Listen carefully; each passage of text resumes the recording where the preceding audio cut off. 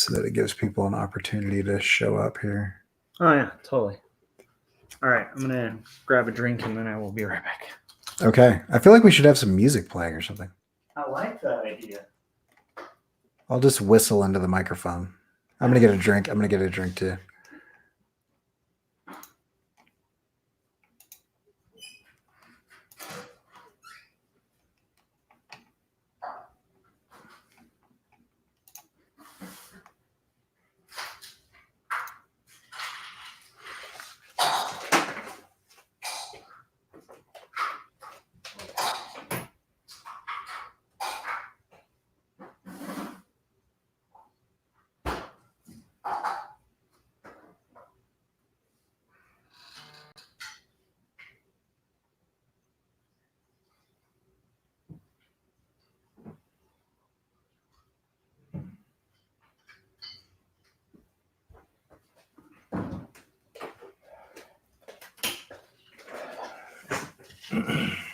All right.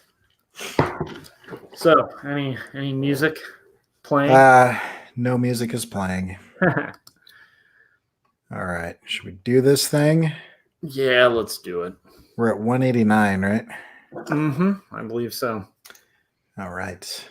Oh, that's fine. I got it. And here we go. Thought it might be interesting for this behind the scenes thing. They'll see everybody who's setting up. I don't know. Maybe that's terrible. But here we go.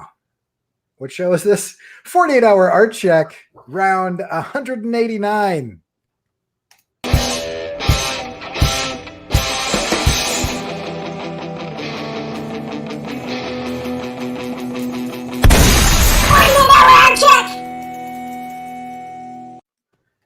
Here we are. Yes. And for some reason, my camera is not. I'm like blown out. Anyway, I got some new lights. I'm excited about them, but I'm still trying to get everything adjusted. And that's better. Yeah, and StreamYard is like doesn't give me control over my camera, so it's all like auto exposure. I hate auto exposure. Anyway. Well, I like the new lights. Thanks. It's my early Christmas present and my only Christmas present. Sounds about right. Yeah. Anyhow, how are you doing?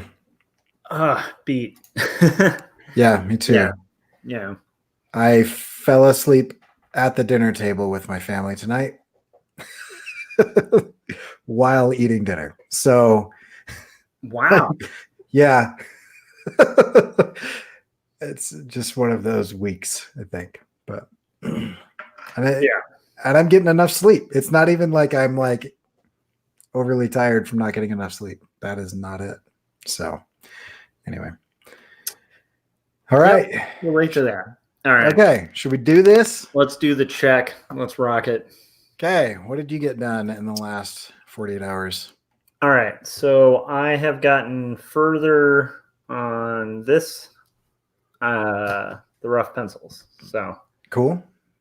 Kind of thinking great. It's a gradual process. I'm going to be adding a lot of little filigrees and extra stuff, but it's getting there. So yeah, that's great. Yeah, that is awesome. Yeah.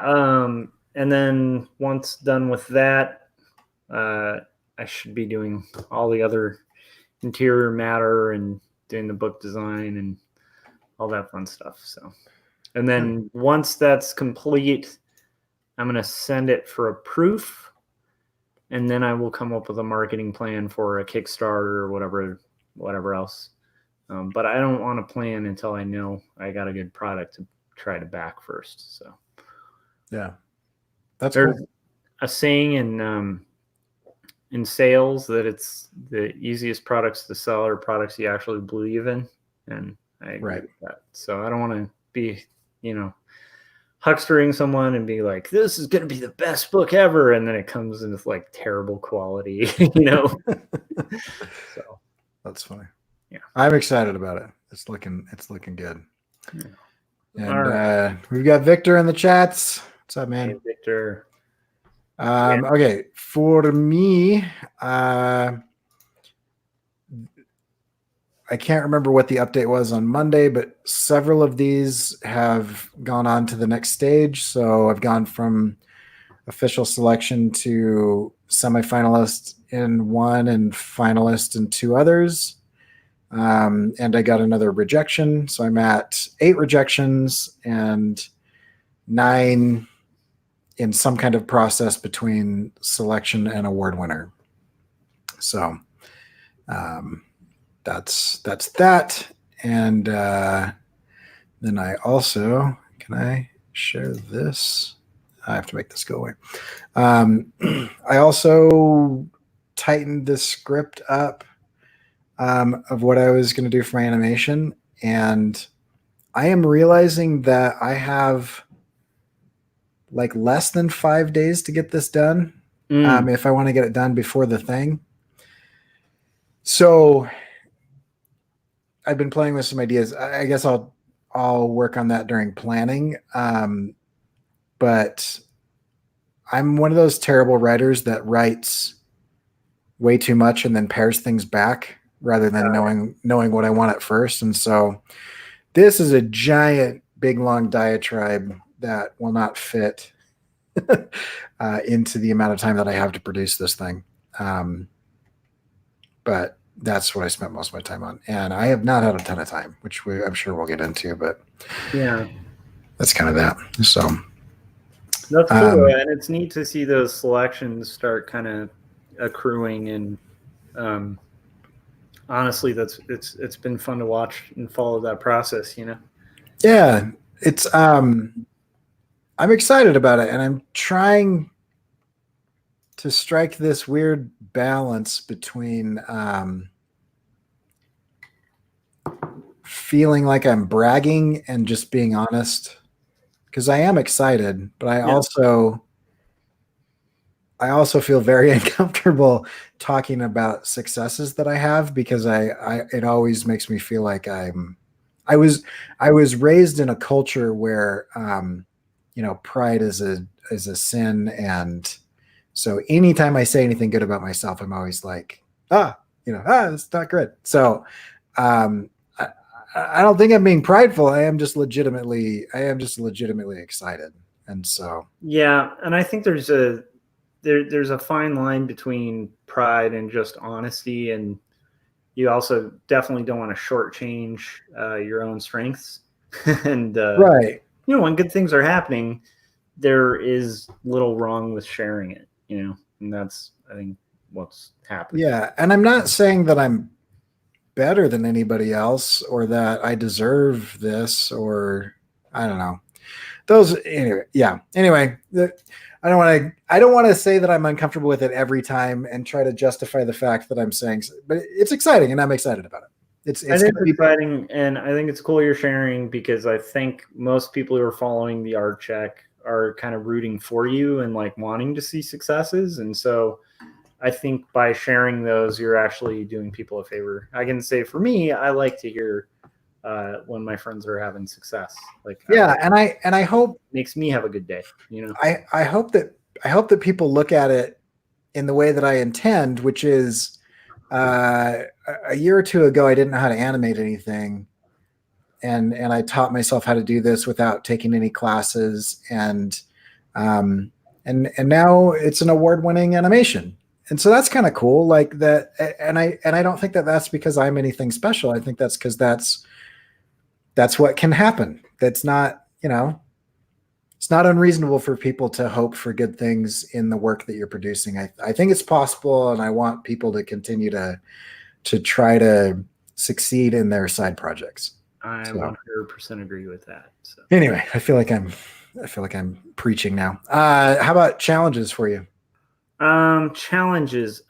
So we are doing vocals for the EP that my band recorded. We finished vocals. We've been doing mixes and practicing and kind of all sorts of chaos with that. And then there's the book, and I'm just trying to advance forward with that. And then there's holiday stuff coming up and trying to kind of prep for that. And then there's trying to kind of get back in the workflow after taking some time off. So like really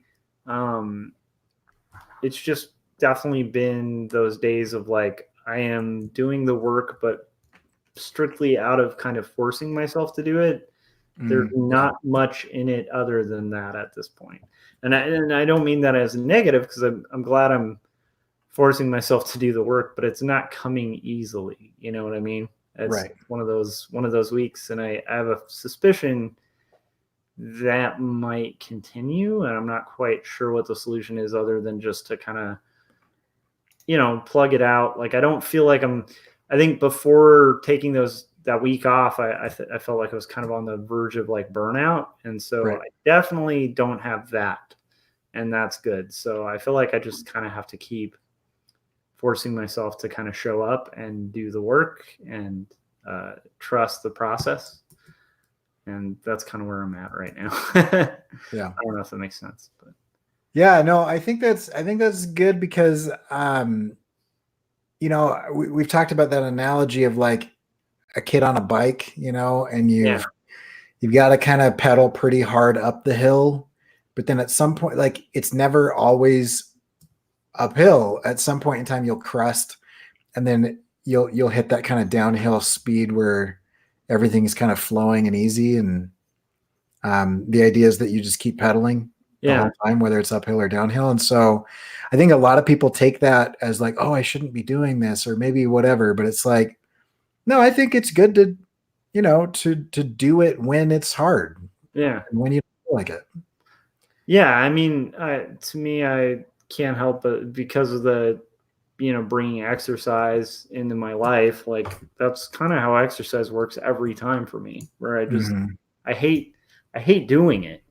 But I would feel better having done it. And then I get stronger and I feel better and I feel healthier. And I'm like, oh, okay, like that's why I keep forcing myself to kind of do it. And there's days where it's like that. Sometimes you're right, though. It's like, when you hit that sweet spot and then it just kind of comes easy.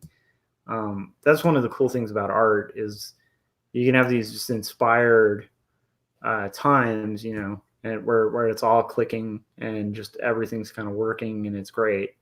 And those are what we all kind of aspire to, but it's, I don't think I haven't found like a magic bullet that like gets me to that place every time, yet. No, I actually think you've read the Screw Tape Letters, right? C.S. Lewis.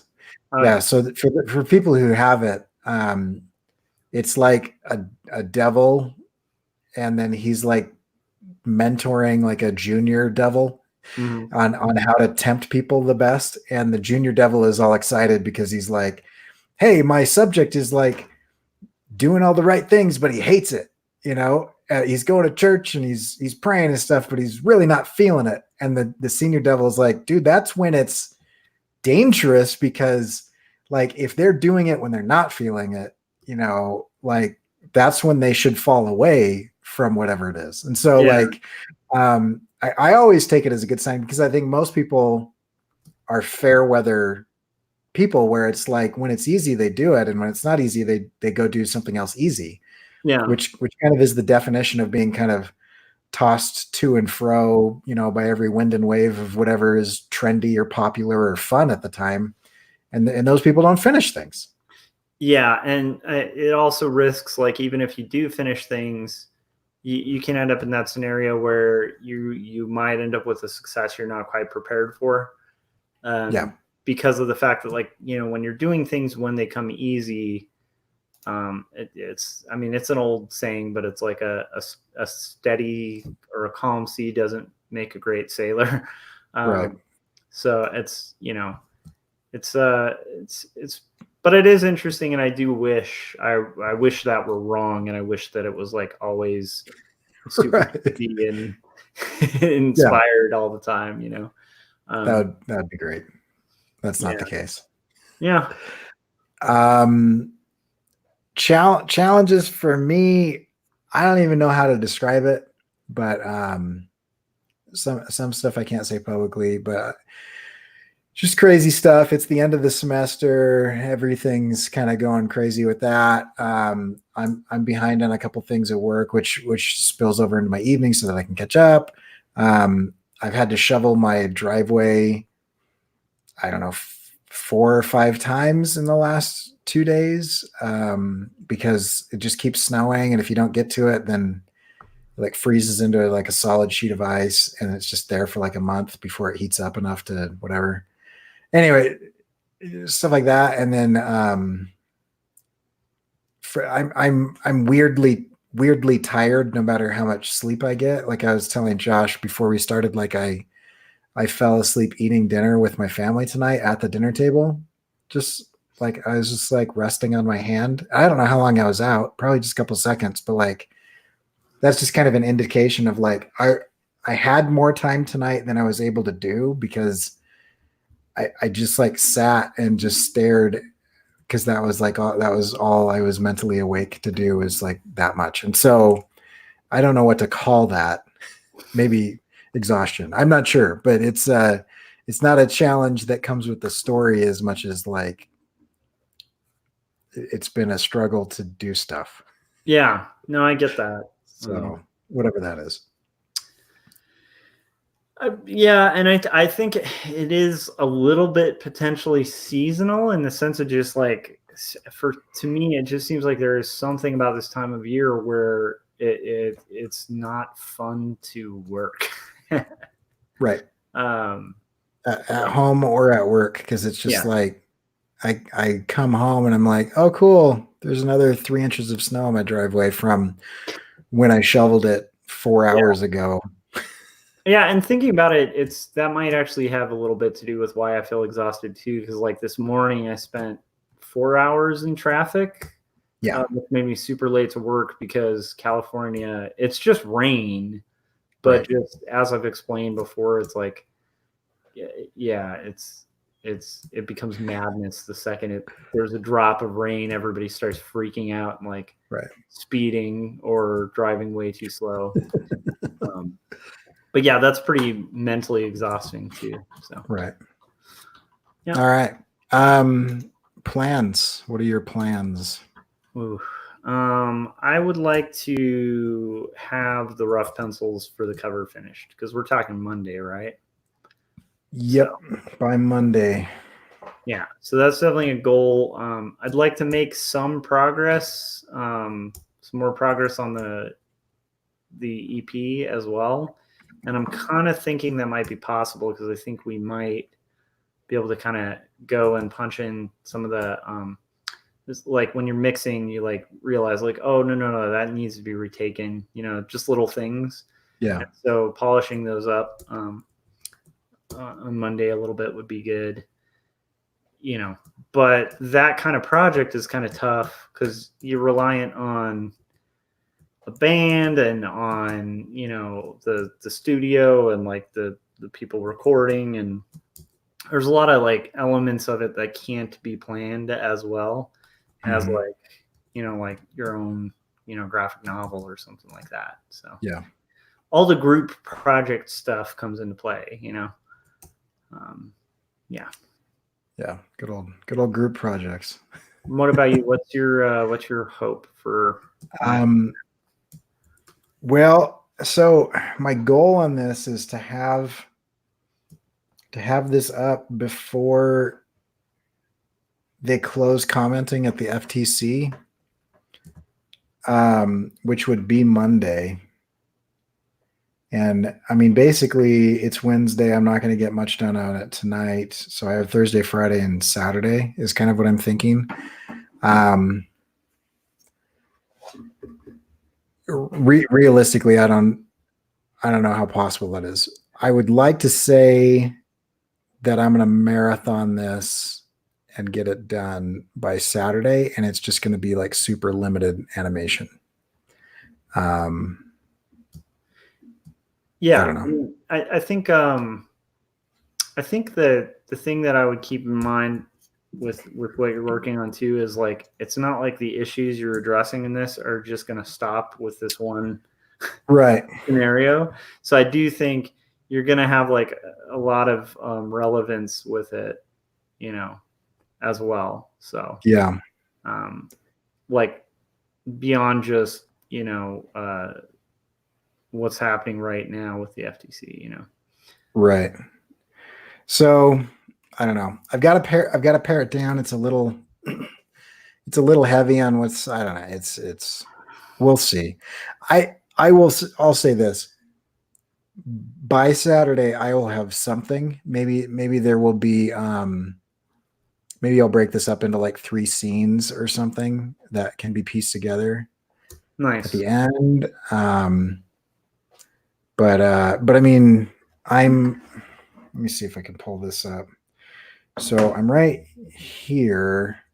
I've got a lot of the boards and I've got a lot of that. I figured out how I'm going to do a number of things. I've separated a ton of these layers already. And so I think I can get the parallax of this room, and that's where most of this is going to come from. So anyway, I think it's reasonable. I just need to record the audio. Yeah. And then animate a few of the characters. And I've actually been toying with the idea of doing like mixed animation where some of it is live action and some of it is animated.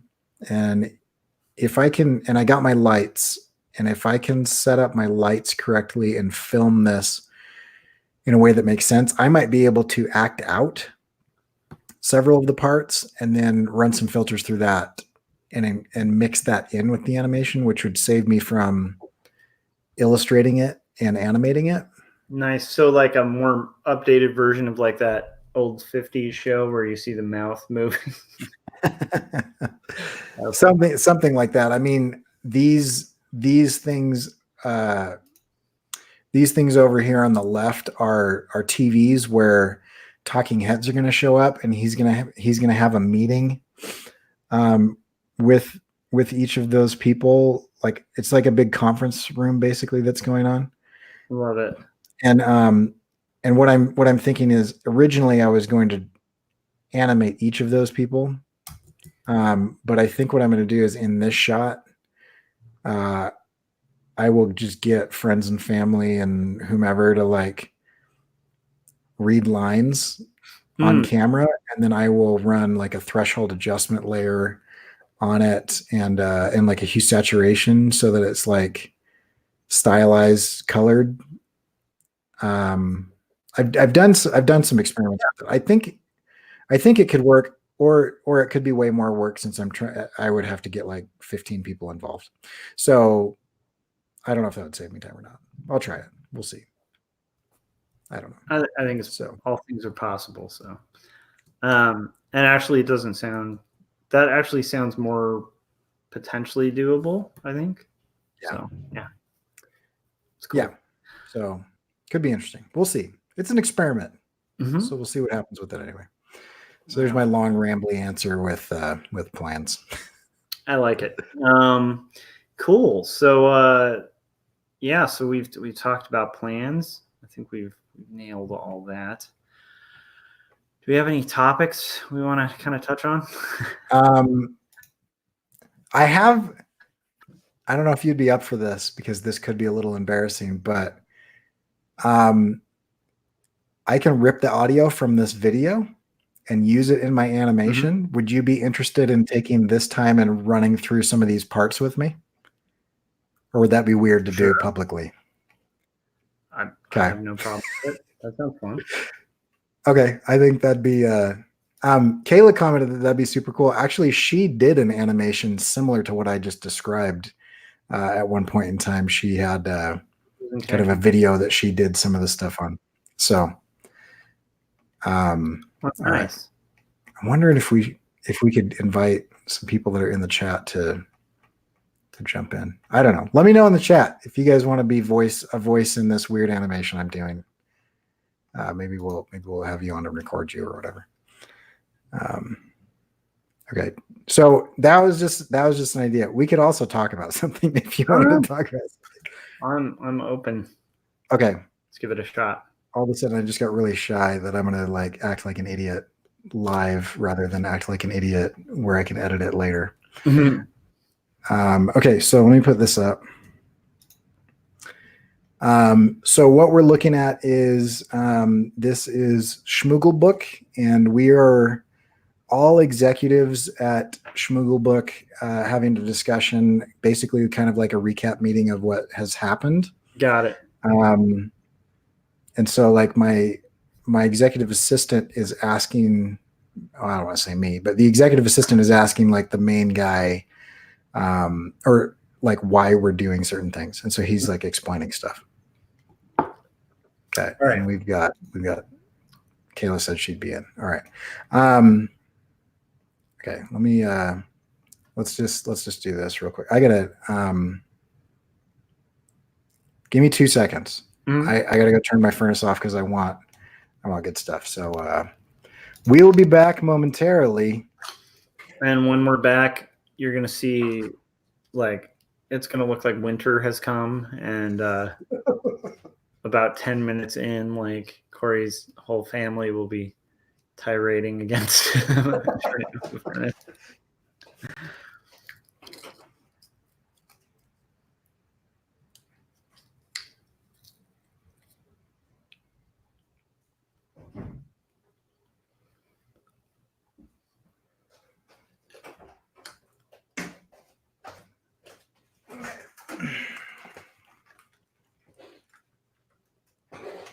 We lost somebody.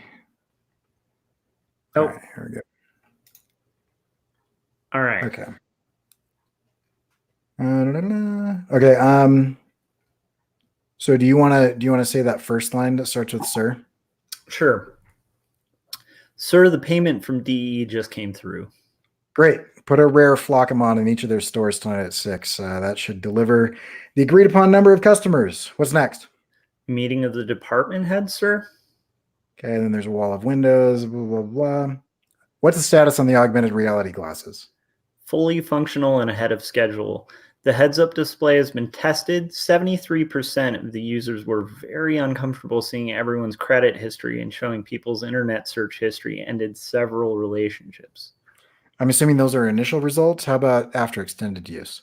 As expected, all subjects became comfortable with the system, then reliant, then addicted. After the study ended, most showed signs of withdrawal. How do we track that after the study ended? Whoa, I just lost track of the... Sorry, I scrolled. No. Your line is second. All the users are active on social media and have smart speakers in their homes. Great. What else is on the docket? You won't like this one, sir. The FTC is fining us for $170 million. So? It's the biggest fine they've ever given. And they're threatening to fine us $42K for every video posted on let me try that one again. Okay. And they're threatening to fine us $42K for every video posted on MeTube, millions of new videos a day. Why? Because we're collecting private data on underage kids. We've been doing that for years. It's been illegal for years. It's never stopped us before. Have one of our senators take care of it. 1 second. There you go. They're all trying to keep the president from being impeached. How about the Prussians? We haven't finished the pipeline yet. They won't move until we do. Sir, can I ask why we're getting into wearable tech? In the past, we've measured what people are doing, thinking, and feeling. Then we moved into predicting what they might do in the near future. Companies pay good money for this data. Imagine what they'd pay if we can control how people think and feel, control where they go and what they do, control the information they receive and the information they don't. I'm not sure I follow. Customers are annoyingly random. Some idiot online posts a video and then all of a sudden there's a new trend. Someone starts wearing something in New York and it catches on and everybody in LA wants it. Even the way that we feel about each other is driven largely by random chance encounters and events. People purchase things because of the way it makes them feel. They're trying to fill an emotional need. I want to create and control that emotional need. Our experiences shape our reality. Our reality comes from our perception. Our perception is experienced through our senses. If we can augment people's senses, then we create their reality. Through glasses? Yes, and more. Imagine how much the government would pay for population control. We need more farmers. I'll make more people fall in love in the Midwest. Need less people in congested areas. I'll replace families with distraction and entertainment. All I have to do is show people the right metrics. Our facial recognition software can detect micro emotions with a high degree of accuracy. When it's advantageous, I can have that emotion displayed on the glasses. If you knew that those you trusted felt strongly about a specific candidate for office, or specific people found you more attractive and you wore a certain outfit, that would affect your behavior, your voting and spending habits. Eventually, you'd come to rely on the glasses, trust the glasses, feel naked, stupid, and uninformed without the glasses. Then, when I release the earpiece, it'll be an easy sell. Fast forward to an implant that can numb negative emotions, literally disrupt the synaptic patterns that cause pain or sadness. Don't you think neural implants is taking it a little too far? That seems extreme. It seems extreme because it's unprecedented. It seems extreme now because it hasn't been normalized. Given enough time, we become comfortable with our surroundings, no matter what those surroundings are. People are already happily wearing watches that continually send us their biometric data. Smartphones, smart speakers, smart watches, and glasses, and belts, and underwear, and then implants, and then replacements, and then enhancements. To what end? To what end? To the same end as always, to the end of profit and power. We make people feel a certain way at a certain time. We can make them do anything. There's no limit to what advertisers will pay. Governments, intelligence agencies, cabals will all come to us cash in hand. This could end humanity as we know it. What's your point? Humanity as we know it is our perception of reality. I control the perception. I started by tracking it, then manipulating it, and soon I'll control it. It is inevitable. It's not inevitable. People will revolt. They'll rebel. They choose to use our products. They could choose not to. Given their dependency on us, they'd have to choose to be a social pariah, cut contacts with all their friends and family, go live naked in a cave somewhere. There's no real choice. Given enough time, the public acclimates and becomes dependent. We just keep telling them that it's progress and that it's inevitable. They won't fight it. Our only real threat is the government starts regulating us before we've taken over. But those old dudes are so out of touch that they think we're still in a free market capitalist democracy. As long as they continue to see the world through the lens of the Industrial Revolution, we'll stay well ahead of them. This is crazy. This is evil.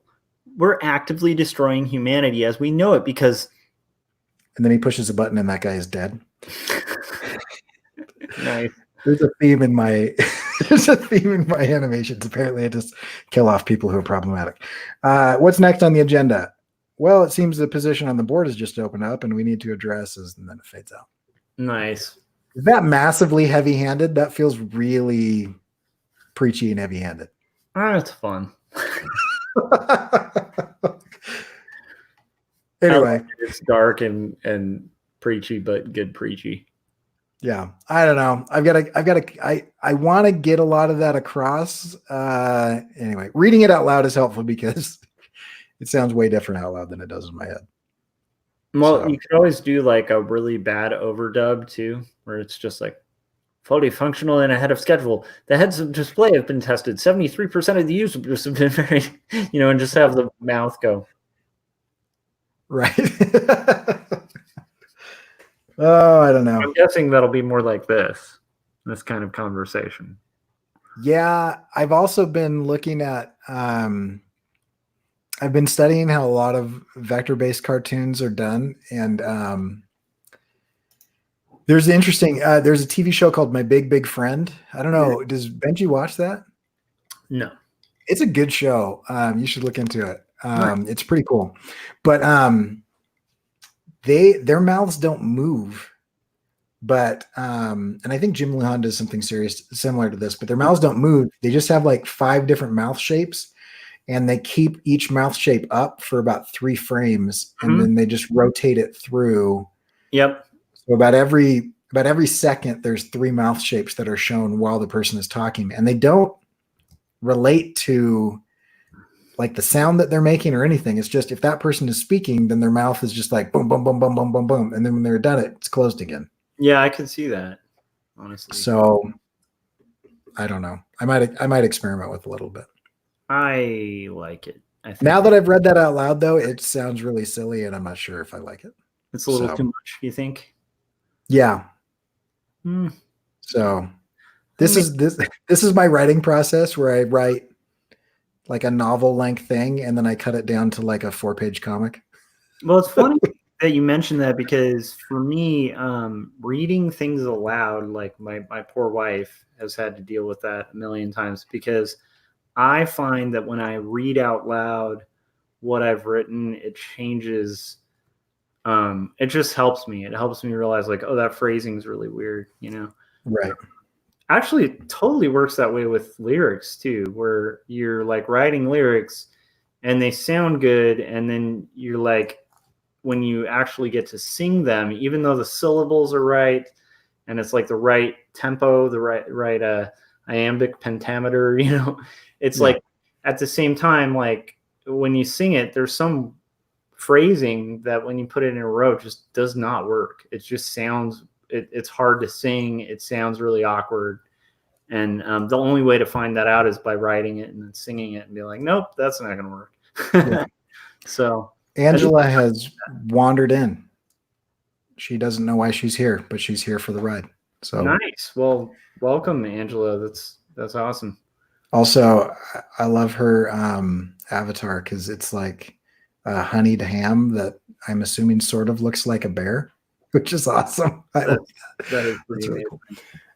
Yeah, I think that's a really good process, is to say it out loud. I actually got some feedback one time on my children's book that was like, well, now that I hear you read that, that makes sense, but I don't think anybody's going to read it that way. Yeah. And I was like, I don't know. And so then I went through and I tested it with a bunch of different people, and they all kind of read it the way that I intended. And so I just kind of discounted that feedback. But I can understand that. But yeah. Yeah. So anyway, so I don't know, but that's the general idea I'm trying to get. So the main structure of what I'm trying to get across is that the tech companies are intentionally and knowingly going out of their way to subvert or ignore the laws, and they're trying to control humans to the point of predictability so that they can sell us to people. And so part of that is wearable tech, part of that is data collection, part of that is, the addiction mentality of stuff. So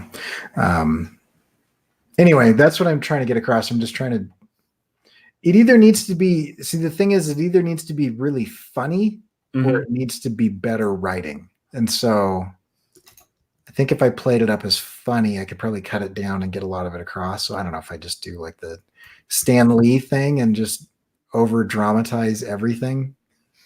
I mean, to me, I think mainly just I would go through and kind of cross out redundancies and like try to boil it down to its essence, because I think you could lose a few sentences in that scenario and kind of be okay. Yeah, right now it kind of feels like an Ayn Rand thing where like the characters are just like awkwardly giving speeches. Yeah. Yeah. No, so I completely understand that. Man, it's funny though that you're talking about kind of going on rants and tangents and stuff. There's one of the songs we tracked has like this long free verse kind of insanity to it. And I think anyhow, it just kind of reminded me of that in a good way. Yeah. So I think I'm a fan. I think it's cool. Sometimes that really works. One of my favorite songs is this local punk band in Central California where they took all of the written text in The Legend of Zelda and then put it to music. And they just, like, the singer didn't sing any of it. He just got up there and just said the whole thing really fast. It was like, and it was really funny because then they'd get to the dungeon part and it would play like a bass guitar riff on the dungeon theme song. And anyways, it's pretty good. So sometimes I feel like those long rambling prose rants work in songs. Yeah, it's sad I don't have the lyrics because we wrote it at my friend's, so it's like he has the copy of it. I need to have it sent to me, but I do remember there's like a tangent on it about how during the French Revolution, people must have made a killing selling guillotines.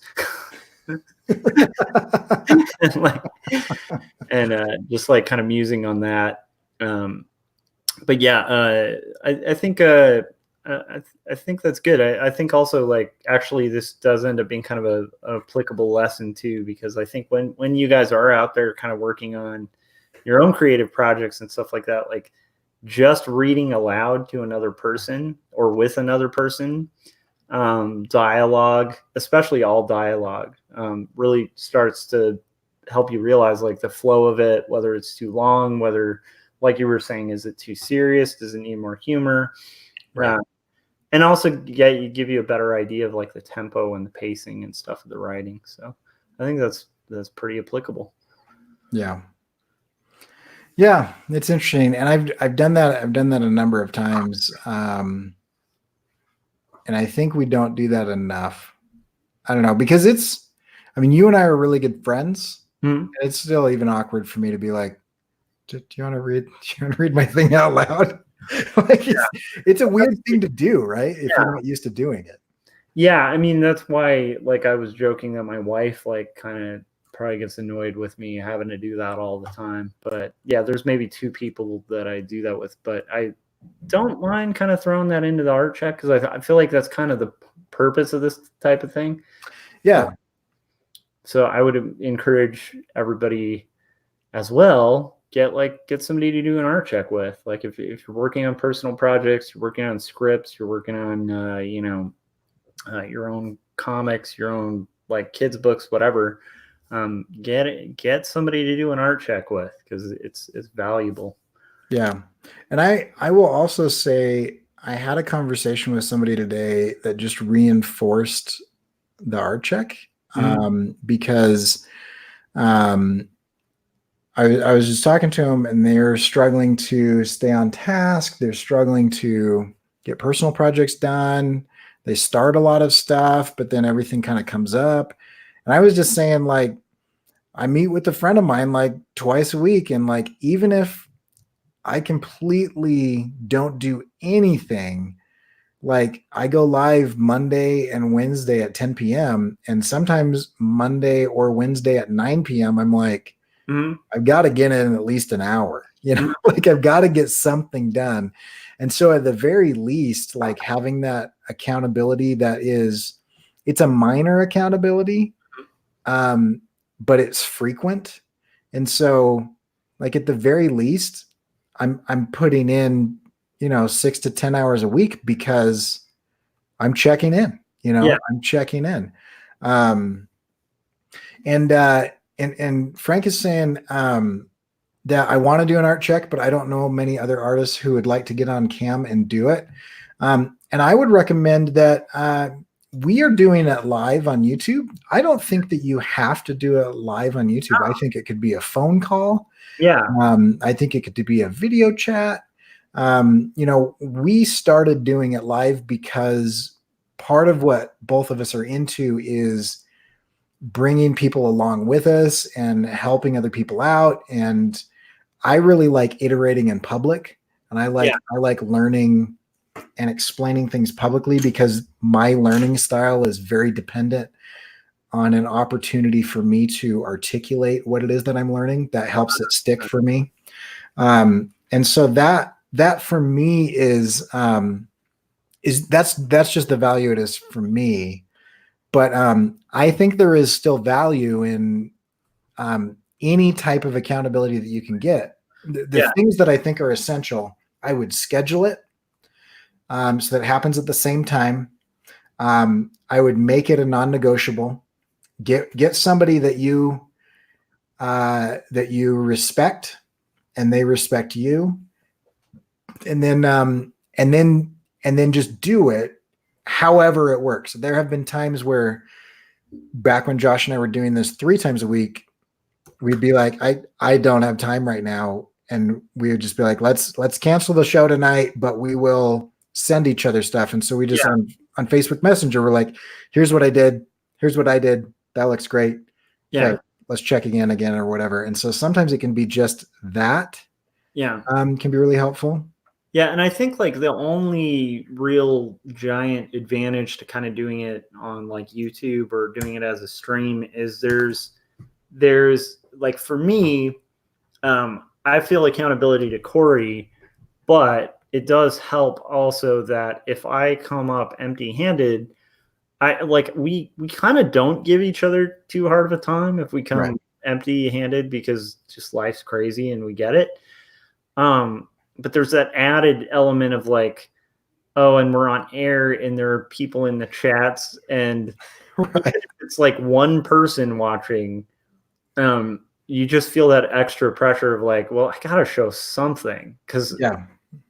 so it kind of creates like almost like a friendly and also a friendly competition too in a weird way because it's like, well, I don't want to be shown up by Cory, like um, so it's like, I think that would be the added bonus of, but maybe like Cory was saying, it doesn't have to be YouTube. Ooh, did that cut out? I can still hear you. You just froze for a minute. Okay. But like Cory was saying, it doesn't have to be YouTube, but maybe some kind of public accountability thing. Like I do extra tricks too. Like Instagram, I post a daily status update. Mhm. So I feel like I'm kind of cheating myself if I go to sleep without adding something to my Instagram, even though I'm not doing that to like build a following on Instagram. That's literally more of an accountability thing for myself, that hopefully people who follow my Instagram expect. And then if it doesn't happen, they're like, oh, Josh didn't work on his comic today. I'm doing that intentionally because I'm like, if I'm really transparent about it, and this is one of the beauties of transparency, and I think that's why we like doing this. Transparency creates a really good work ethic. Because when you can't hide, like if you think about most workplaces, right? Like people in cubicles tend to get away with murder in the sense of like not working. Like, so there's jokes about it in shows like The Office and stuff where people are playing like Minesweeper on their computer. Right. And now if you just take away the cubicle, you're going to see like a lot more productivity, weirdly enough, because you just can't like play Minesweeper when everybody can see your screen, right? And for me, I like having kind of that screen taken away from my own personal work, so that I feel that extra pressure to like actually do the work. I don't know if that makes sense, but totally makes sense. I think I have kind of a good rule of thumb, where if I ever think to hide something, I immediately check myself and I'm like, I shouldn't be doing this thing. And so I think that's just a good idea. Is if you are hoping that people don't find out about your activities, then you should not do those activities, or you should do more. You know what I mean? So like if it's like, oh, I hope nobody notices that I haven't done anything in 4 days. They probably won't, but you probably should have done something or you wouldn't have had that thought. And so I like the idea of public accountability a lot because I'm a sunlight guy. I like things in the sunlight. I think sunlight is the best disinfectant. It just burns away a lot of the rot and decay in our lives. And I still think there are things that you keep private and things that you keep to yourself. But for the most part, I think when it comes to projects and it comes to production and it comes to things like that, most people are not naturally motivated. And so we have to build structures of motivation into our lives to continue to be productive. And so the art check is one of those things where it's an external motivator that helps build your habits, so that, like, Kayla is doing an art check as well. And she said, when they miss, like they missed tonight, it feels like she's missing something from her schedule. That's the point. Yeah. Is you want to get to the point where you're productive enough that when you don't do it, something feels off. You know, if you're writing a book or you're illustrating a comic or you're doing an animation or whatever it is, and you go a day or two without it, you should miss that. You should feel a lack. And if you don't, you probably haven't developed a habit yet. Yeah. Basically, you're building a positive addiction. So, yeah, right. So like the idea is, like we're creatures of habit, and there's a lot to be said for that. Like even negative thinking can become a habitual thing, and positive thinking can become a habitual thing.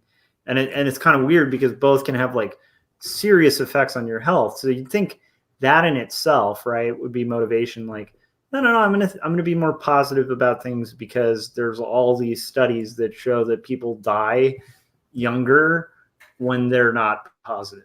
Like you would think that would be enough, but it's like for me, for somebody, I think by nature I'm kind of like a contrarian, and so I tend to be discontent, and that won't be enough just to be like, no, that'll affect my health. Like I have to actually build habits of positive thinking. I have to build habits of positive activities and stuff, because otherwise it doesn't just naturally kind of come into play, even if there's like a million obvious benefits, and we've had people on the show and talked to many people who are creatives that like they know what they need to do to do the thing they feel like they're supposed to be doing.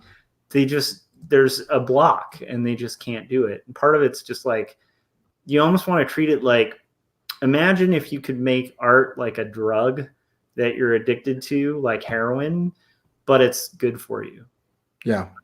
Right. So then when you're not doing it, you feel withdrawal, right? Right. You don't feel normal, right? Like that's what happens with a positive habit, just like a negative, and I'm totally rambling, but my point is, like, I like the idea of building habits. Some people might just innately be the type of people who are like, the data alone is enough to motivate them. Like, well, things get done by doing them.